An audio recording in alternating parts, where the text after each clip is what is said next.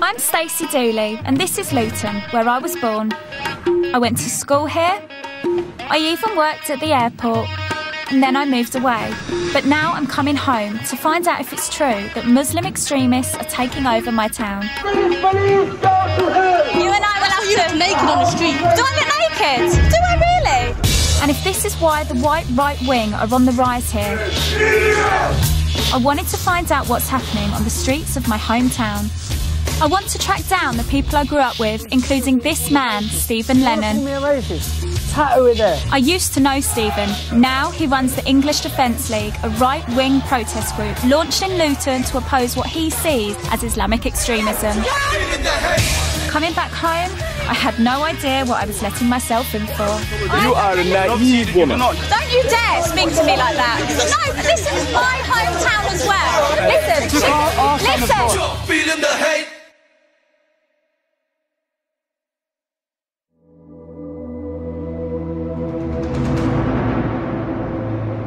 Luton is notorious. You know, every time you hear a story to do with extremism or terrorism, Luton's somehow involved. When I was growing up, I've been in Luton all my life, I never ever ever heard the words extremism and terrorism. It was never an issue for me. And now, whenever you say, oh, I'm from Luton, they're the words that creep up, you know, and it's a shame.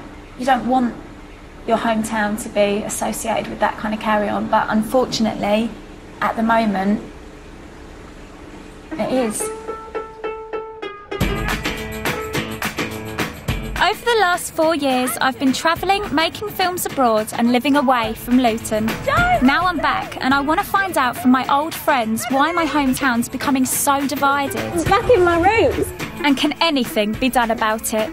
So I'm going to have to sort of become a bit of a stalker, aren't I? I'm going to have to get on the old social networking Facebook. I'm going to have to get on the phone, just ring people, you know, that I used to go to school with, I used to knock about with. So I just really want to hassle everyone I know.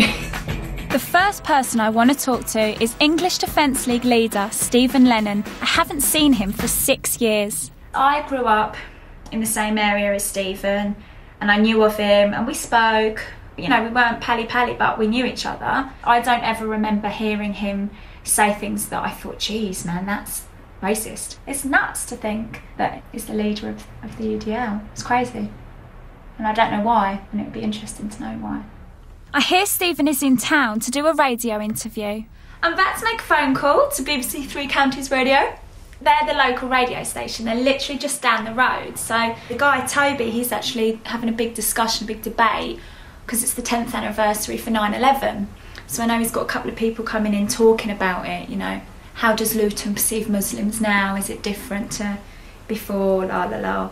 So I'm going to give him a tinkle. So we've got a few different people coming on. We've got a guy called Iniat Bungawala, and then we've also got Stephen Lennon, who is the leader of the EDL. I made up that I'm able to come down and have a listen. It sounds great. I would be lying if I was saying, oh, you know, I don't feel nervous, I don't feel uneasy about speaking to Stephen about what he thinks, because I do. I know him and that makes it tricky. Hello, morning, it's Stacey Dooley. I've come to see Toby. Okie dokie, I'll let you in. Lovely tar, thank you. When I get to the radio station, the debate is in full swing, but Stephen Lennon hasn't showed up. How do you think Muslims in Luton are viewed by the rest of the community, non-Muslim? First of all, we have to make clear that the whole 9/11 terrorist attacks were designed to polarise communities. They were designed to entrench a them and us mentality. The EDL, we're very proper, you know, we've got a voice, we've got really valid points, we want to tell you them, but we're not going to turn up. Hello, how's things? Yeah, nice to see Toby, you. thanks for letting me have a listen. That's all right, no worries. Hello, how's things? I'm Stacey, lovely to meet you. Hello, Jim. You all right? So, yes, I put on Facebook, I'm appearing on this, and I've had numerous people say, Jim, you cannot share a platform with EDL. But I felt it was an opportunity I could not miss. Yeah. They have a democratic right to express themselves, and providing they do it within the law. And I support that for any group. Have you met any of the people in the EDL, Jim? Well, I met them from a distance, separated by police lines. But I've gone to many demonstrations. They're not a nice bunch of people. Individually, you can talk with them. And they have got certain concerns, which are general concerns that the general population has. Yeah. But the way they articulate that as a group is frightening. No EDL at the radio station, so I see if Stephen's at work. This is Stephen's shop.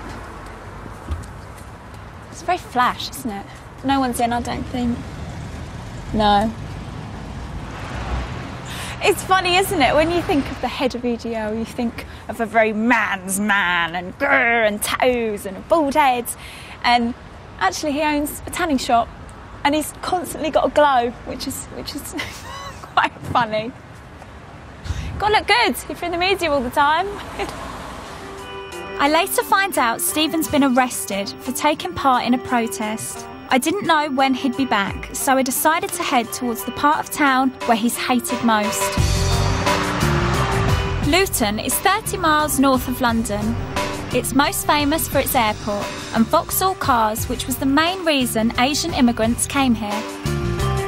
In 2000, however, the factory relocated, leaving thousands unemployed. I used to work for Vauxhall myself for 8 years as well. Wow, did you? Yes, it was quite nice. It's a shame that the company went down. Yeah. Vauxhall closing down was a real shame for Luton, It was the downtown to Luton. Yeah, it's a lot of jobs to go just straight away. That's it. Those Asian immigrants working in the factory started moving into one area called Berry Park, and the nearly 30,000 strong Asian community has remained here even after Vauxhall massively scaled down in Luton. This is Berry Park. It's quite a famous part of Luton actually. It's where a lot of the Muslim population live, loads of Asian people live here. And I've not actually shopped here at all, as I think. I think I've literally been here once or twice. Drove through it and stuff. But it's really interesting because, you know, we are in an English town, but you could easily mistake it for not being English. Easily. There's loads of different mosques in Luton, is that right? It is, yeah. How many roughly would you say? Roughly we're looking between at least 30 mosques in Luton town area. Wow. That's quite a lot, no? It's quite a lot. Yeah. It didn't take long to witness firsthand the extremism I'd been hearing about.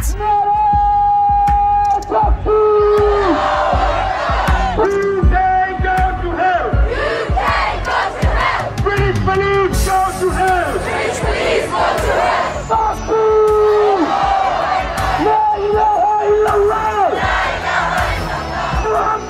I wasn't sure what they were marching for, but tensions were running high. Your sister, brother! Your mother! Where is the shame? How dare they touch a woman? It turns out the demo was in response to the arrest of local woman Mona Thorney, whose husband set off a bomb in Stockholm in 2010. I cannot believe this. I've never seen anything on this scale before. And it breaks my heart to think that this is happening in my town. Hands off Muslims! Hands off Muslims! Everyone's got a right to protest, but I found their chanting provocative and extreme. British police go to hell! British police go to hell! This is a message to stop oppression. Police burning hell. British police burning hell. Yeah, because no real Muslim wants anyone to burn in hell. Yeah, but for what they've done, for the consequences. You can't pick and choose. You can't pick and choose. You can't. You either believe or you disbelieve. You know what? You choose to wear this, I choose to wear that. You and I will have to. You look naked on the street. Do I look naked? Do I really? I don't look naked. You're trying to seduce. No one's trying to seduce me, and I'm not trying to seduce anyone. You shouldn't judge me how I try not to judge you. You are. You've just said who am I trying to seduce? No one.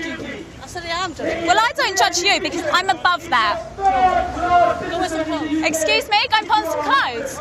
How you choose to live, how you choose to dress like that, I choose to dress like this. You don't start. No, it's okay.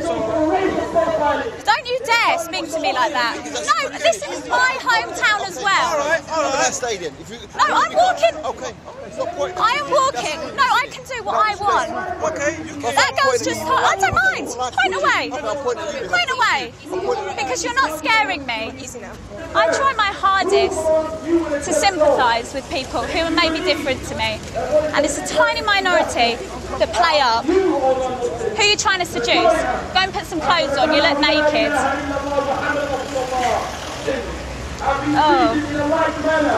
They've been arrested, they've been harassed by the police. Such a shame. With no evidence whatsoever. Do you think it's fair that you should say British police need to burn in hell? That's a freedom of speech. They can, if they wish to say it, they can say it. In Islam, doesn't it say that you have to respect the law of the land that you're living in? No, it doesn't. I thought it did. One of the saddest things is people have brought their kids along. Any extreme group with extreme views should probably try and leave their kids out of it until they're old enough to make their own decision. So how are we ever going to get there if they keep involving kids? Maybe I could get some sense out of Anjem Chowdhury, who I'd seen in the media spouting lots of extreme Islamic ideas. Please, mate, you tell me who this group are and why you're out today. Yeah, you find here today a number of people from Luton who are just ordinary Muslims from the local community. Some of them used to be part of Al-Muhajirun or Muslims Against Crusades. And ultimately they're here today because of the raid of 2 Muslim women earlier this month. And they were also strip searched, so that is a violation of their honour. What's the solution? You know, if Muslim people are in the wrong and they are committing crimes, you know, no one's above the law. If the law of the land is Islamic, we will respect the law of the land. What if it's not Islamic? If it's not Islamic, then the law of the land and those who make it can go to hell, quite honestly, because Allah said in the Quran, in chapter 33, verse 1, He said, "O Prophet, fear Allah and do not obey the disbelievers and the hypocrites." Is David Cameron a Muslim or a disbeliever? Guys, I can't speak on Cameron, so you can't obey him. So he can go to hell, as well as all of the other leaders. Do you think I should go to hell? Let me tell you something. I'm a non-Muslim. You're on your way to the hellfire because you're a non-Muslim. All non-Muslims are destined for the hellfire. Do you really believe that? Yes, and you will be fueled for the hellfire as well. But the fact is that you have an opportunity to change. That hurts me to think that you think that of me because you don't really know me and you think I'm destined to hell because I'm non-Muslim. You said you're not a Muslim, so that's enough for me to know that you're not Muslim. If you're not Muslim, you're destined for the hellfire unless you change. I find it sad that anyone would preach such a damning message. The only consolation is that of the 30,000 Muslims living in Luton, there are less than 100 at this rally. I don't even know how to sum up in words, even to tell you how I'm feeling right now. I feel completely gutted. I'm gutted that this is happening.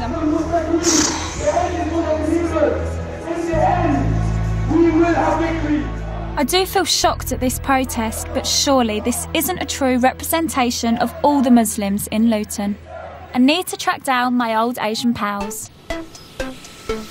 Time to go back to school. Do you know what? I was literally like every single day.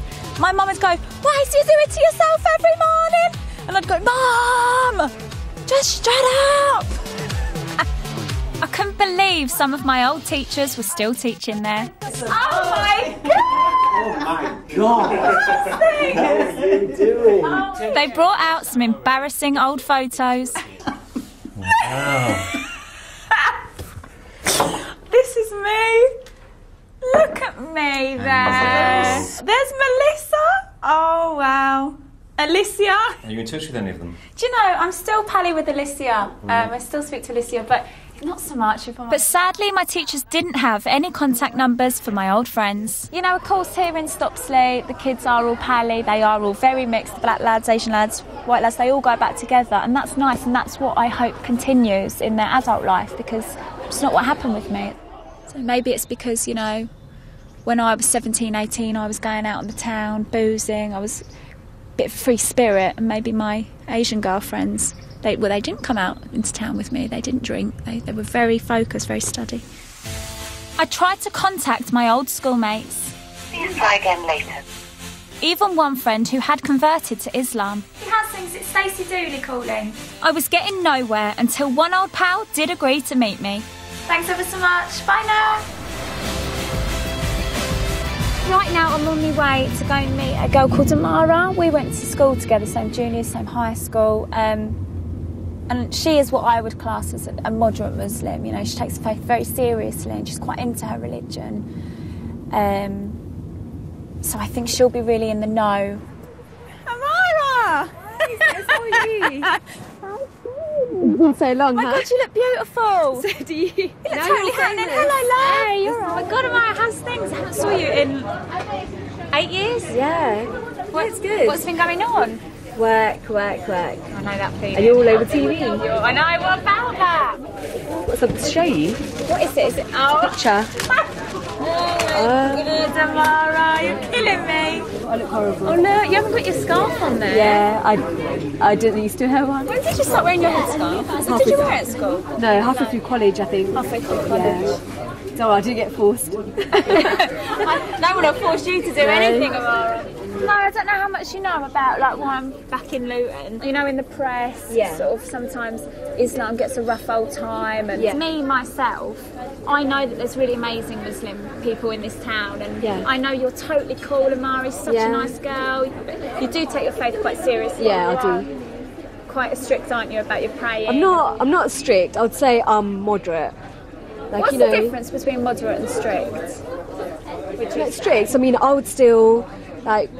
Strict people, I would say, you know, they don't really free mix with guys, and they wouldn't talk to boys that they're not related to. Whereas I go out with my cousins, I have guys that I talk to, not because, you know, I'm flirting or anything, but I talk to them on a daily basis, like, how are you? Even at work, you're talking to people all the time.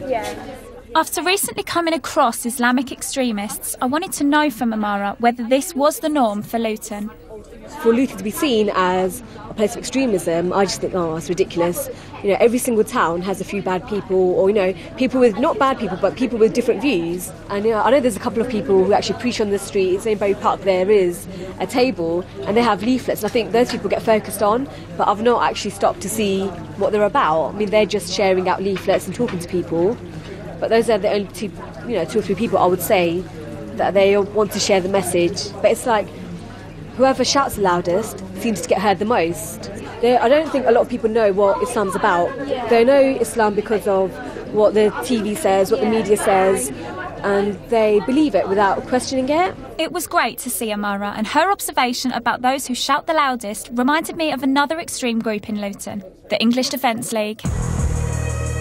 In 2009, soldiers from a Luton regiment returning from Afghanistan were spat on and shouted at by 12 radical Muslims. In retaliation, non-Muslims fought back.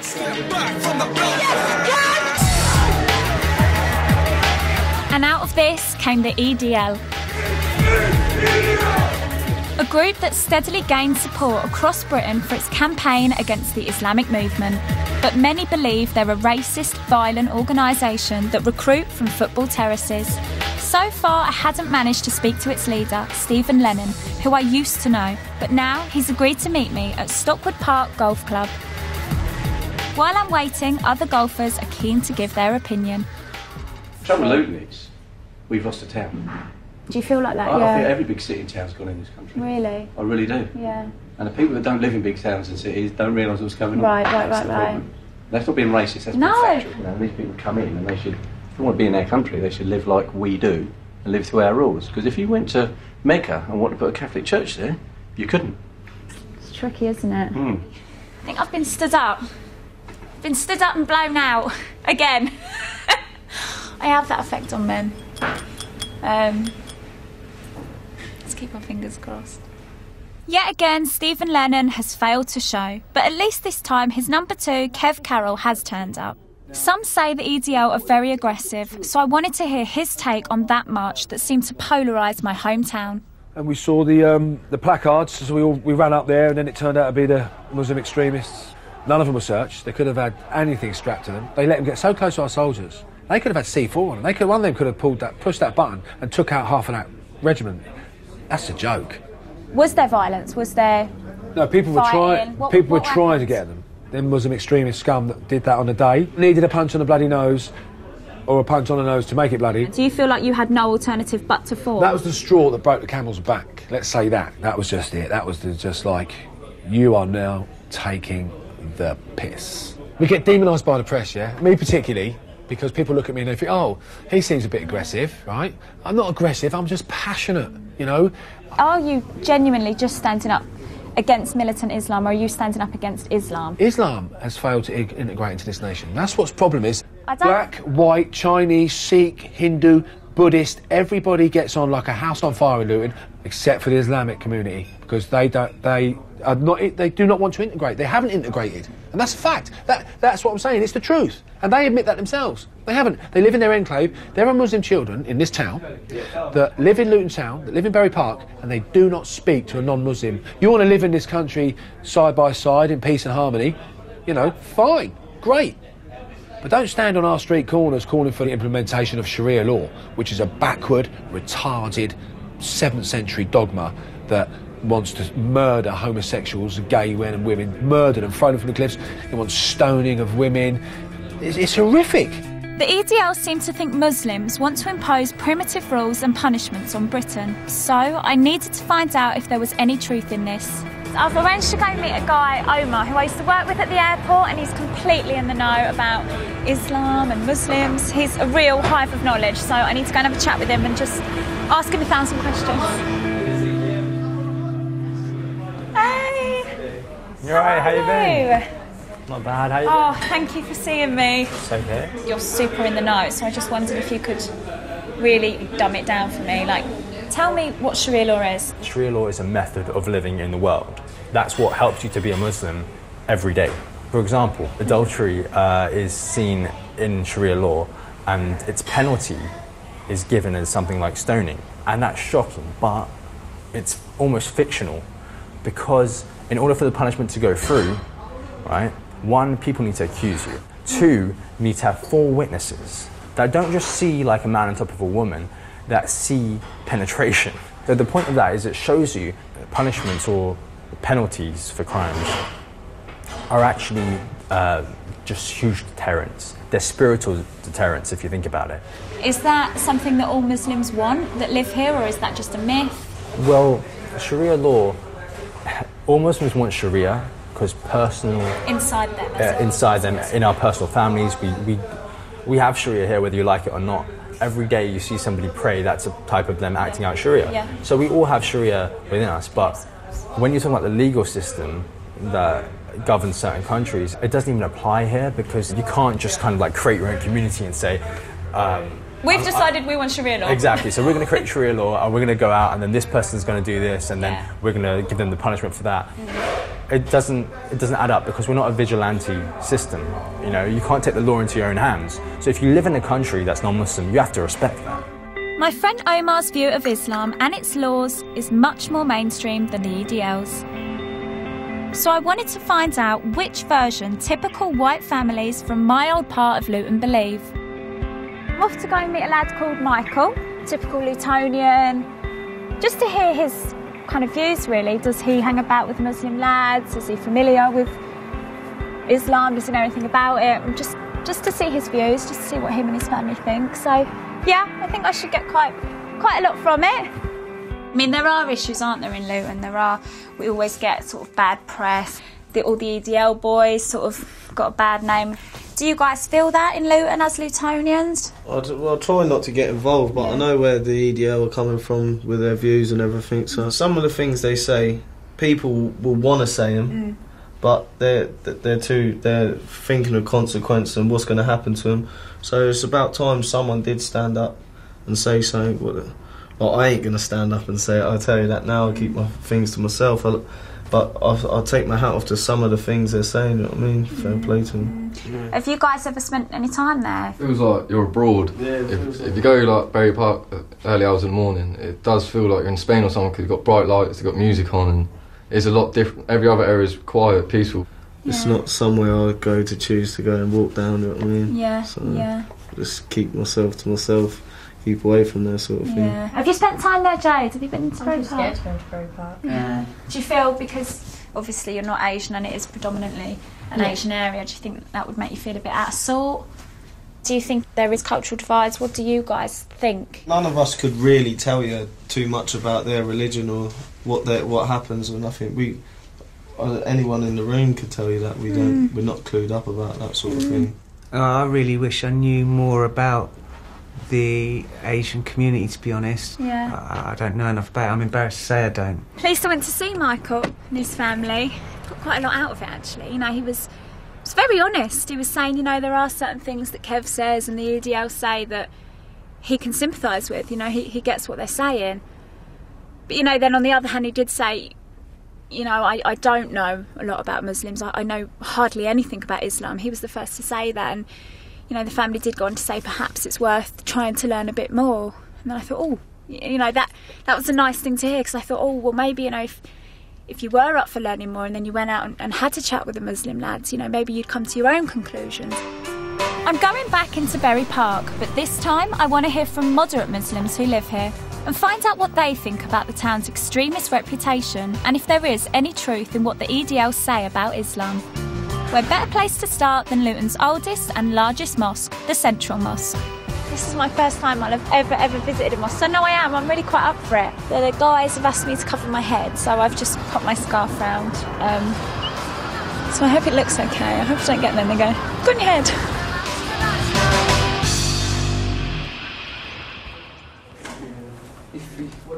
Thank you very much. This is the main prayer hall of the mosque. Wow. My God. I've never been anywhere like this before. It's very pretty. It's very glam, isn't it, with all the lights and the colour? If you have a look over there, you can see one of the names of God. Yeah. And that particular one is Ya Salamu in Arabic. Yeah, I feel like I've heard that word. Yeah. Does sometimes Muslims say salam to each other? That's right. When we greet each other, we say salam, and that also means peace. So peace be upon you. It's a good reminder for this day and age. Yeah. It's a reminder that if you do believe in God, you should be peaceful. There were some Muslim lads, weren't there? A handful of Muslim lads with posters and banners when the soldiers were marching through. Yes. They couldn't have been Muslims because they wouldn't have done that. Is that right? Or No, I'd say... Do you know what I mean? Like, would they... Because if they are going there to kick off and cause trouble, that makes them as bad as the EDL. You have different groups in Islam. We can only speak for ourselves. Okay, so would they be a different group to you? They were most likely a different group to us. Okay. That's right. Oh, I understand. All right. So they wouldn't worship somewhere like here? No, they wouldn't. We don't have radical worshippers in this mosque. No, we have nice ones in this mosque. Yes. Wow. Okay. I wanted to find out more, so the men took me upstairs to meet the girls. Hello, girls. Hey. This is the women's area. Hey, with the girls. No place for terrorism in Islam. It's against Islam. If you kill one innocent person, you kill the whole of humanity. So I don't know where they just get lines from the Quran and they twist it in. They make their own interpretation out of it. So they'll say, oh, jihad, or I'm going to go on the train and I'm going to commit jihad. That's not correct. Jihad is only on a battlefield. 9/11, no, that is totally against Islam because you've killed the whole of humanity. To quote one of my cousins, she always says that once you become a terrorist, you're no longer a Muslim because there's nothing in Islam about terrorism. Some people that maybe aren't pally with Muslims or aren't familiar with Islam look at one Muslim and think, right, that's how every single Muslim is in the whole of Luton. Does it upset you to think that people look at you and think, oh, I've got the measure of you, I know what you're like? Like, you look at us, you see one colour and you think... Everyone's the same. No, we're not the They're same. all the same, they all think the same. Yeah, no, I know. And I think that's it, isn't it? Do you know the EDL? How do you know about them? What do you know always about threaten to come to Bury Park. We live in Bury Park, to come beat the people up or something, so... Are you scared of the EDL? No. They're just a bunch of idiots, really. I think it's I don't think football we'd be hooligans scared who of have them. been banned from going to matches and they've just thought of something else to do and thought, yeah, I've got something else to hate for no reason. I think that's why it's a shame, you know, if people don't take the time to go knock about with different people who aren't exactly themselves, the same as themselves, that's where issues... Do you know what I mean? Yeah. People are afraid of what they don't know. Yes. And they're too ignorant to actually go and do something about knowing it. Yeah. To me, it seems like quite a peaceful religion, which is why it's so frustrating to think that a few Muslims ruin it for the rest of the Muslims here in Luton. I feel completely overwhelmed. I feel like I've learnt loads today and I'm made up that I went to the Central Mosque. It's so different to everything that I'm used to in Luton. It's like being in a different town. It's like not being in my town. It's shown me how easy it is for different crowds to get things mixed up and to make assumptions and to say things when they're not sure that's even true, because it is so complex and it is so complicated. I'm starting to understand how things are said that maybe aren't accurate. The problem with Luton is that although the Central Mosque preaches peace, just down the road it's a very different story. Exposing the regime, how they're behaving to Muslims. Okay. Thank you.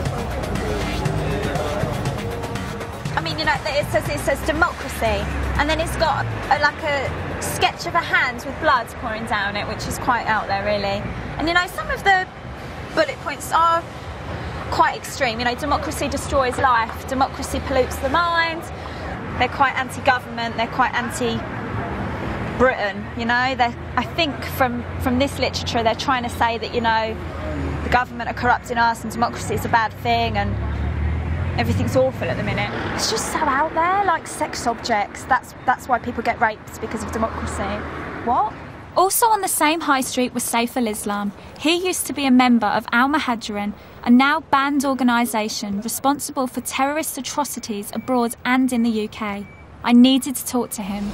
Are you happy to have a chat whenever you're ready? What is, if you just speak to my colleague first, yeah? Which one? Sure, yeah. Them guys there. Which one? Them two These there. two? Yeah. Okay, how long will you be until you're free? I just got something to sort out. Sure, like an hour, half an hour? I'm not sure, I can't really give you, but as soon as I finish I'll come over. Okay, thank you. Hi. Saiful's just asked me to ask you two guys when you're ready to have a chat. Do you think Saiful will have a chat with us as well? He said that he can't give me a time, he's busy. But He's busy, isn't he? I can't really say much. Okay. I couldn't get Saiful, but maybe I could find out from these two whether they were preaching extreme views. What's your name? I'm Abu Farouk. Abu Farouk. Abu Abdullah. Nice to meet you. No, we do not handshake with opposite gender. In Islam, we have regulations. Okay. So we're not going to break these regulations for the society's rules and customs. So obviously, we do not dishonor or degrade women in Islam. Unlike in this society, obviously, women is treated as sex object, and they make them uncover and all of that, which is contradictory to Islam altogether. So, is what you're saying that you think women in this country are degraded? Absolutely. The proof of it, you can see your billboards, your advertising, your buses. In order to sell a Snickers bar, you need to strip a woman naked. Sell a car, strip a woman naked. You know, we can see how obviously women are humiliated at the moment. Yeah. Wow. And that's the reality. What about fragrances when you've got half-naked men in just a pair of swimming trunks? Do you shake men's hands? It goes to show that you are both oppressing the men and the woman in the society. Okay. If you believe that I, as a Muslim, believe homosexuality is a sin, then I'm an extremist. If you believe that I, as a Muslim, don't believe in the idea of democracy or don't believe in the idea of freedom, secularism, indeed I'm an extremist if you perceive that is. Because these are our Islamic core beliefs are. You know, Islam has the answer to all way of any problem that people are facing. Capitalism, your democracy, is failure in the society. Let me allow to explain it to you. And that's why we come out to discuss and explain to the people. You are looking for alternative, but you just don't know what. You vilified Islam to the level that that is the real solution which you cannot perceive. Okay, let me ask you something. I'm not Al-Qaeda. I'm not with the camp of the Mujahideen, okay? You're not with Al-Muhajirin. Hang on. If I say to you, I support or I agree with Al-Qaeda, if I say that, yeah, would I be arrested? Yes or no? Of course, because this is illegal. You can't do that in this country. Do you agree with the Al-Qaeda? This is illegal. You can't do that in this country. Do you understand what I'm saying? Because Al-Qaeda... Why is that? Well, hang on. You need to understand something, yeah? Is that you can easily point that question to the Muslim, but when the Muslim pointed back towards you, you can't handle it. When the Muslim throws it back at you to say that your soldiers have been committing atrocities, if you vote for them, the government who's been sending the troops, if you pat your soldiers on the back, then you're as guilty as them. You're edging them on, you're continuing telling them, motivating them. Muslim, you see that you're motivating your troops to kill us. How dare you? Those soldiers, those terrorists, those baby killers, those butchers, they need to be brought home. Those rapists, tell your they butchers need to of be Basra brought to come back home. Butchers of Basra, they need to come home. Do you know what? Tell those baby killers to come back home. No, we don't those vote. Murderers. No, we don't vote. Islam is the way for revival, and it's just a matter of time for us to pass that message out to the people, and they will wake up. And soon you will find the sleeping giants, which is the Muslim, they will awake. And you will find that Islam will be dominant. Is Muslim country, if Iraq, Afghanistan, under occupation? Yes or no? I don't know. Or that. I don't know enough. You are a naive woman. You are one naive woman. No, but listen, we've been... No, hang on a second. That's the reality. We are just opposite ends of the spectrum, so everything they say and everything I say, we're never, ever, ever, ever going to agree. And that scares me and that makes me sad, because that makes me feel like we're always going to have issues in Luton. And, you know, how is someone like me and someone like them ever going to live in harmony? It's never going to happen.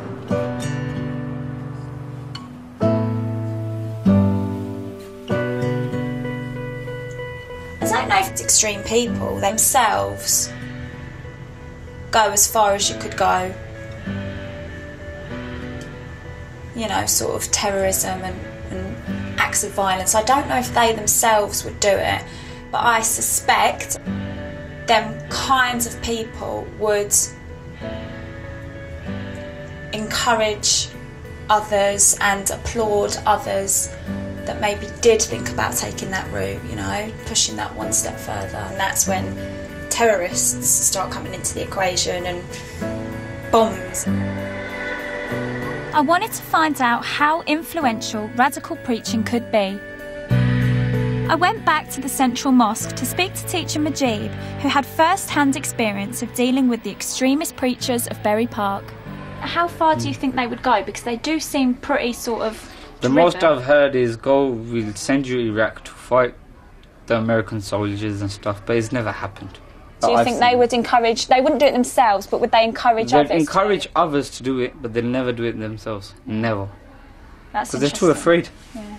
So then they're not. And the thing is, when they say that, you know, there's a holy war out there and you should go fight it, the question is, why don't you go? They haven't got no answer. Do you know what? I was just going to say that. It's interesting that they're happy to encourage everyone else to go off and do it, but they're not happy to go themselves. It's very coward. It's like childish behaviour. But them themselves, they've got every excuse to stay. At one point, I did say to one of them that, look, he was speaking to me, and I said to him, hold on, you go to fight, and I promise you I'll do what you're doing.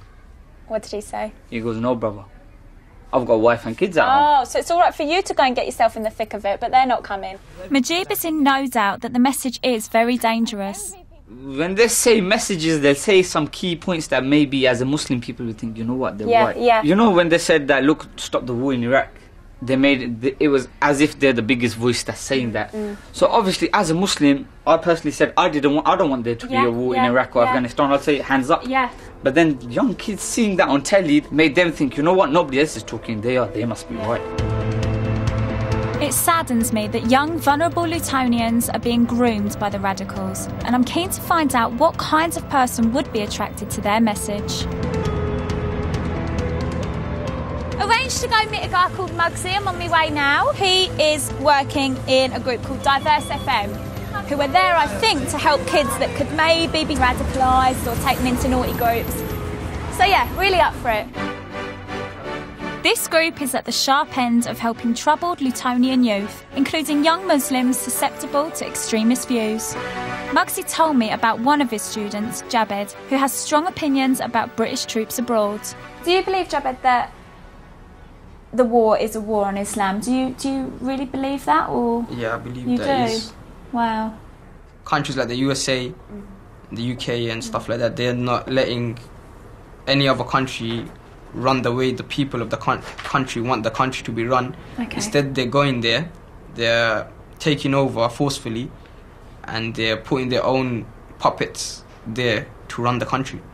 That upsets me that you think that, because I obviously can't talk on behalf of the government, but I can speak as a white non-Muslim that me and many people I know that aren't Muslims would never want Muslims to feel like the war is on Islam. My personal view, I think the war has got to be on terrorism and extremism.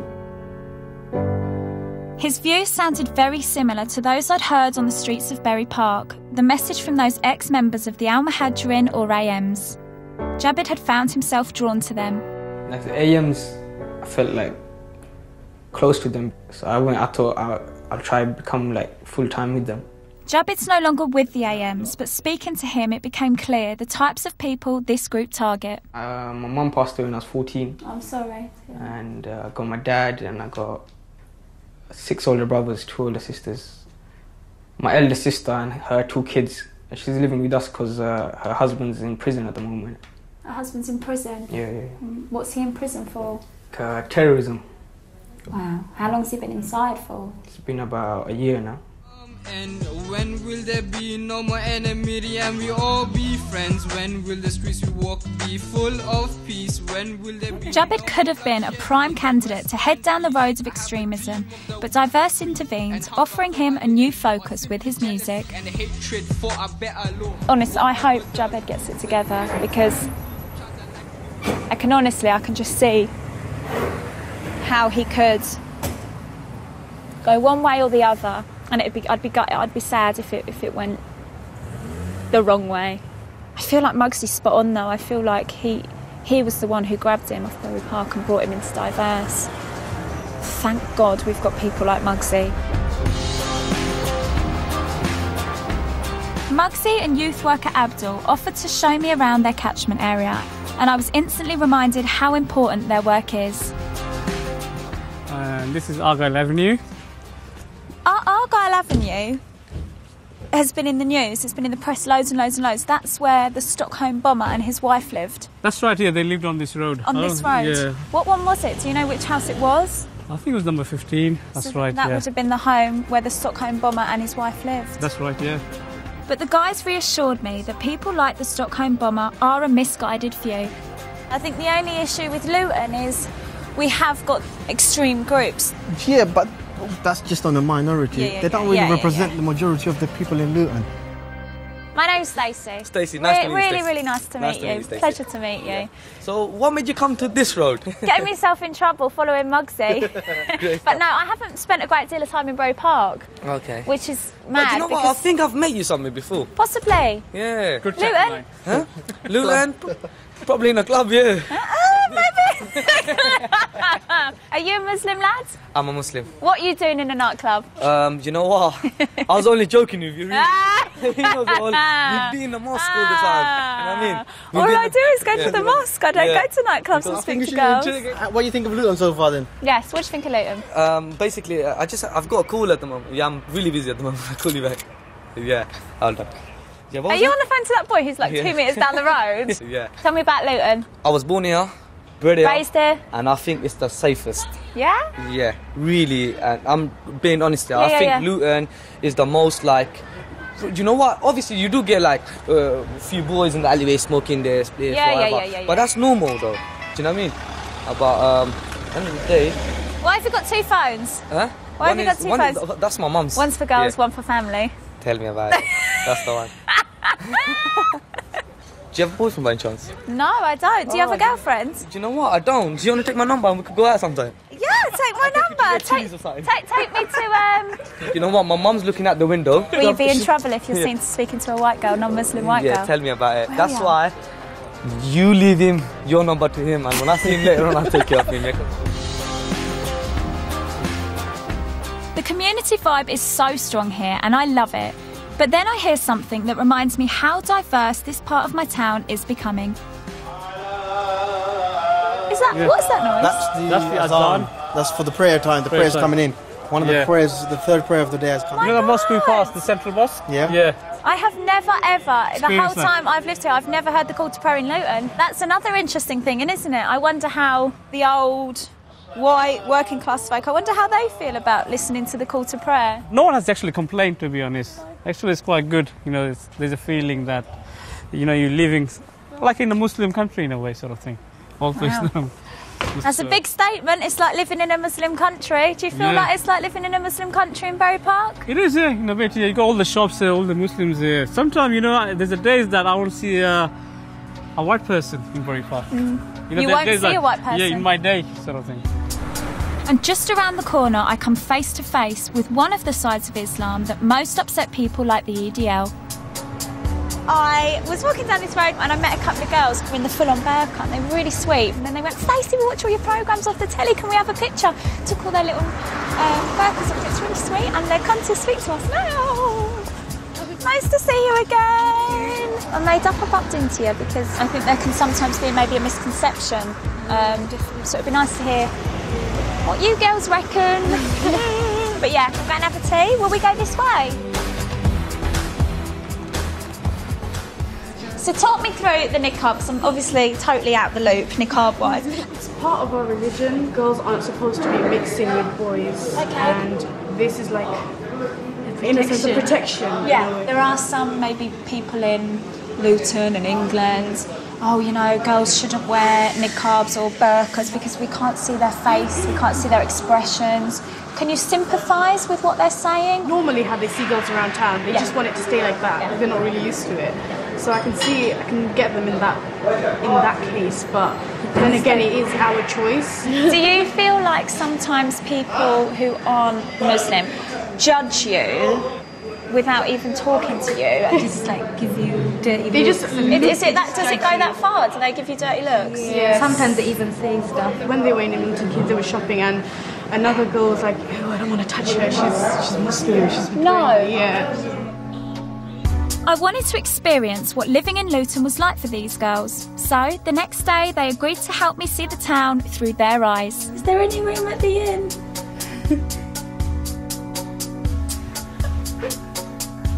Yeah, I can see like that. I look so different, don't I? We headed for the town centre. This is my first ever outing in my niqab. Oh my god, I wonder how people are going to act towards me. I know. Quite excited to find out. I better not get any lip, else I'll be like, what did you say? Oh my gosh, they're looking back at us as well. I do feel so different in this. I feel like people are kind of staring a little bit. Oh my god, my heart's pounding. What? Don't be scared. That man's just told me to take my mask off. Who? That man over there has just told me to take my mask off. Oh, I would never, ever, ever dream of saying anything like that to anyone. Like, I genuinely wouldn't. Why do people think they can dictate what you wear? I mean, how does it make you feel when people say stuff like that? No, Oh, don't be scared. You'll get no lip when you're with me. I'll give him a knuckle sandwich. It's not good though. It's a shame. It's a shame that he's acted like that. My God. Do you know what? And I'm not just saying this like to be dramatic. I actually felt really uncomfy. The thing is, in Berry Park, I feel totally comfy. I even forgot I had it on at one point. And I stepped out of Berry Park and I came down the town and I automatically felt really different. I knew you'd get a few stares and, you know, people aren't evil and racist because they stare, but I didn't think I'd get that kind of nonsense off people. Take your mask off. It probably would be easier, wouldn't it, to just stay in Berry Park? I was keen to make one last attempt to get hold of the head of the EDL. When you have finished, you may hang up or press 1 to change your message. Then finally, a break. Stephen has agreed to meet me in a town centre hotel. You love Luton, you're really passionate about it. Do you feel like you're doing Luton proud? Do you feel like I think the EDL has done is a good thing for Luton? I think it is, yeah, because before the EDL, all Luton was known as was the hotbed of militant Islam and all these bombers and all these extremists and all these terrorist plans. Now it's known as the fight back against them. Do you feel like your voice is representative of white working class folk? Do you think you speak on behalf of a great deal of Lutonians? We don't feel part of the fabric that makes this town anymore because we've been pushed out. I'll be the first. I say it to the English Defence League all the time.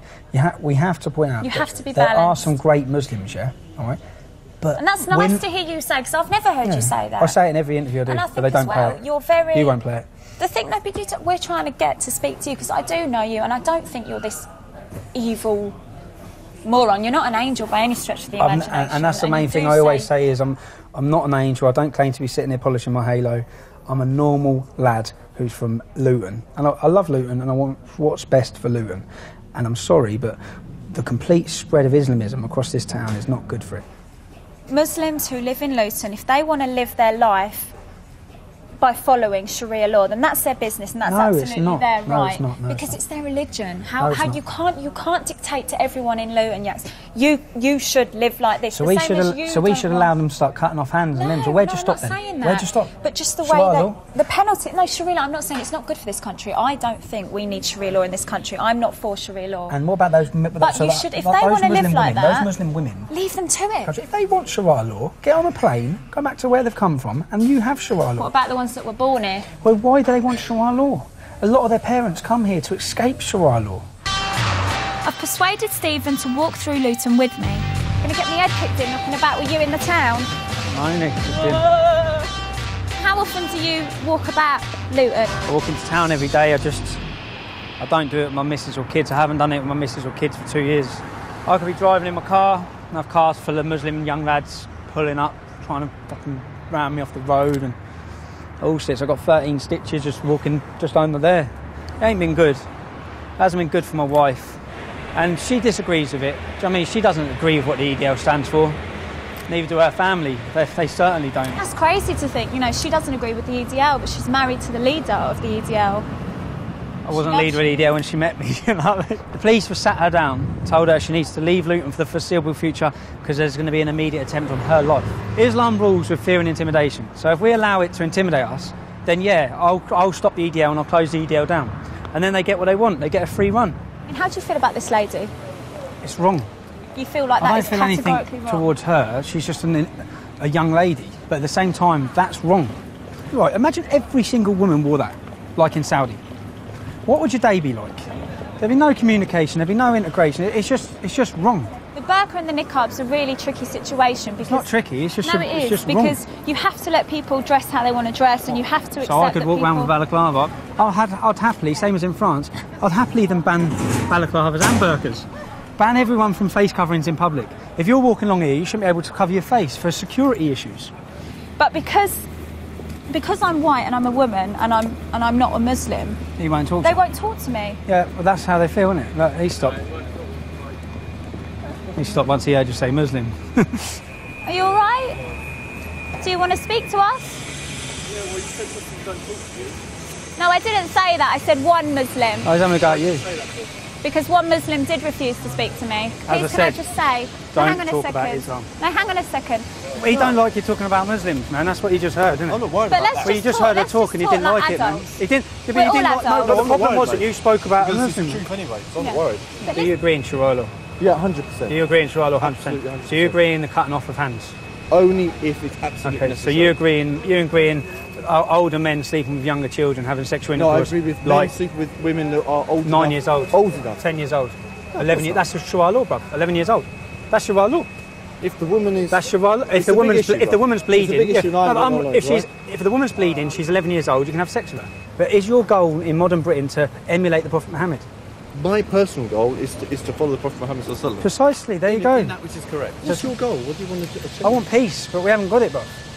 Yeah, if all Muslims think like you and want Sharia law, this is not going to work. We want Sharia law that is correct, that's applied with wisdom, by people's knowledge. You can be a really nice bloke here and we can agree all we want here, but when you say, do you want Sharia law, he says, yeah. Absolutely. For me, that's the end of the conversation. You can't close your ears after that. Because where are you going to go? No, it's his belief. Yeah. No, it's his belief. What I'm saying is, that's never going to work. You'd walk away from that saying he was a really nice, moderate Muslim. But I think he was. Yeah, but he still wants Sharia law. But he's not imposing it on anyone. But he will when there's enough of them. No, mate. You should study on Sharia law before you start talking about it, man. Why do I? Yeah, do some stuff.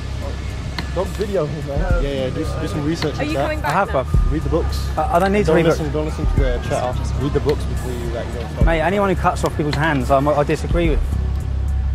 Soon, several young men were following us, and I was beginning to feel on edge. I'm not doing myself any favours walking around with you. You just tell me if anyone's coming behind me. I was keen to find out what the two young lads really thought of Stephen. You've got an issue with him. What is that issue? You've got no issue, to be honest. It's just that you can't, like, if someone does something wrong in the community, you can't blame the whole community for it. Yeah, and that's completely correct. So you can't turn around and say all Muslims are terrorists, we're extremists, blah, blah, blah. Bro, you say Islam teaches extremists, Islam teaches this, Islam teaches that. Why don't you know what, me and you get into contact, I'll get your English Quran, we'll sit together, we'll read through it, and you tell me where it says Islam is extremist, Islam is this, Islam is that. But we're a religion of peace. If this Christian was saying some fucked up shit, man, he wouldn't be my brother. But still, if he's a believer, if he believes in the If he believes in the Shahada, he's a brother, he's a Muslim. Tensions rise as more and more people want to have their say with Stephen. I'm Sana and I'm a pharmacist and also I'm a Muslim as well, liberated woman. So what kind of opinions do you have about Islam? I mean, you'd like I have no opinions against yourself, yeah? Right, okay. That's right. I've never said anything against Muslims. I have certain problems with certain things in Islam. Okay. I have a problem with Al-Mujahideen. I have a problem with the way that no one from Berry Park deals with them. No, Muslims in general. No, I know Muslims are extremists. In general. I said I don't know about the Al-Mujahideen. groups. I haven't got no knowledge about them. They could be anybody. I don't know. And what they all trying to... Muslims, they actually denied Jesus. How can you deny? They made him. No, they made him a lesser man. Hang on, they made him a lesser man. Yeah, they did. They made him a lesser man. It was clear it was going to take more than a walk through town to bring the two sides together. You know, as Lutonians, you come into Luton, you start talking about this topic, every single person has a strong opinion and everyone feels passionate about what they're saying. So it's just finding a way of people listening to other people. That's what you need to do. 3 weeks ago, my journey began in Berry Park, wrestling with Islamic extremists. And since then, I've heard many different opinions, from reasonable to radical. Luton is divided, but I think there is a way we can start to overcome this. If we all knock about together and you know, even if you think different views, if you're willing to try and understand from the other point of view, I think that's always really important, especially in a town like Luton. We have got problems, there are issues, there are extremists in Luton, but it's a tiny, tiny minority. But talking about it, raising the subject, and realising that there's other sides than just yours, I think that's worth doing. We're never, ever, ever going to get anywhere. We're never going to get closer to solving anything unless we all communicate, we all speak to one another. And ignorance is what causes extremism. Ignorance is what causes so many problems that are here today in Luton.